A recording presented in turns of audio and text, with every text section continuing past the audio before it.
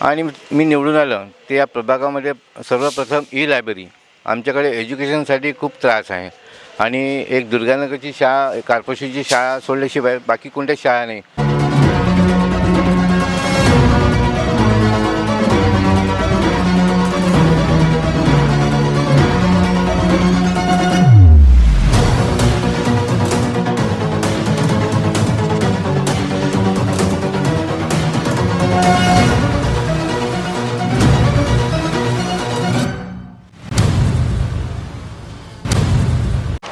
मी विश्वेश्वर तुळशीरामजी अहिरकर प्रभाग 32मधून ड या कॅटेगरीमधनं उमेदवारी मागितली होती आणि माझ्या पक्षाने गेल्या 35 वर्षापासून मी या पक्षासाठी एकनिष्ठेने काम करत आलो.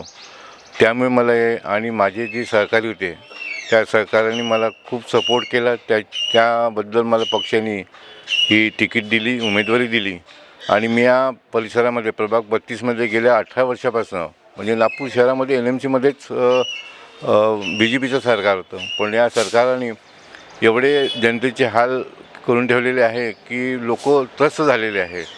जागोजागी रस्त्याचं बांधकाम सुरू असताना सिमेंट रोडमुळे जे लोकांच्या घरात पाणी चाललेलं आहे त्याच्यामुळे लोकांना खूप त्रास होत आहे. त्याचप्रमाणे आमच्या प्रभागा 32मध्ये एक जम्बूद्वीपचा नाला आहे. त्यावर आतापर्यंत BJP सरकारने या NMCमध्ये 13 करोडचं काम केलं पण ते सक्सेस झालेलं नाही. मागच्या वर्षी लोकांच्या घरात पाणी गेलं, किचनपर्यंत पाणी गेलं आणि किचनपर्यंत म्हणजे एकदम किचन ओट्यापर्यंत पाणी होतं. त्याच्यामुळे लोक इतके त्रस्त झालेले आहे. तर माझं एक म्हणणं आहे सरकारला किंवा या NMC प्रशासकाला की त्यांनी याकडे जातीने लक्ष द्यायला पाहिजे. आणि मी निवडून आलं ते या प्रभागामध्ये सर्वप्रथम ई लायब्ररी. आमच्याकडे एज्युकेशनसाठी खूप त्रास आहे आणि एक दुर्गानगरची शाळा, कार्पोरेशनची शाळा सोडल्याशिवाय बाकी कोणत्याच शाळा नाही. आणि या प्रभाग 32मध्ये बाकीच्या प्रभागामध्ये काही काही ठिकाणी ई लायब्ररी आहे.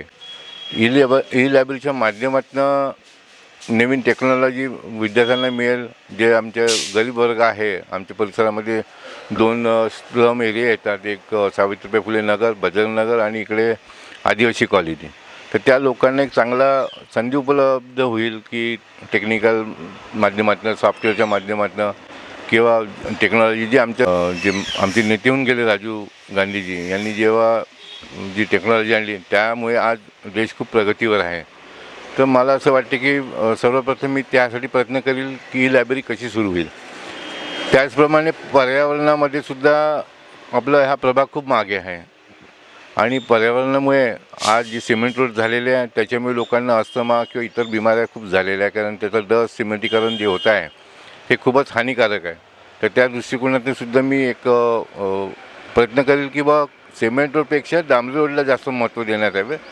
त्याच्यानंतर या प्रभागामध्ये गेल्या 40 ते 50 वर्षापासून जे गटर लाईन आहे त्या गटर लाईन एवढ्या लिकेज झालेल्या आहे की लोकांच्या घरात म्हणजे विहिरीमध्ये ते पाणी येऊन राहिलं आहे, दूषित पाणी येत आहे. त्याच्यामुळे आरोग्याला धोका आहे.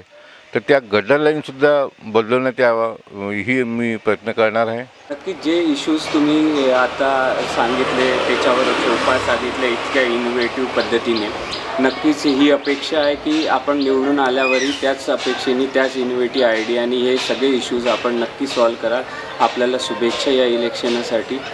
धन्यवाद. मी प्रभाग 32मधल्या सर्व मतदारांना, माझे ज्येष्ठ नागरिक मंडळ आहे किंवा ज्येष्ठ माझे पालकवर्ग आहे आणि इतर बंधू आणि भगिनींना मी विनंती करतो की येणाऱ्या 15 तारखेला पंजा या चिन्हावर बटन दाबून नागपूर शहरामध्ये काँग्रेसचा महापौर द्यावा असे मी विनंती करतो. धन्यवाद.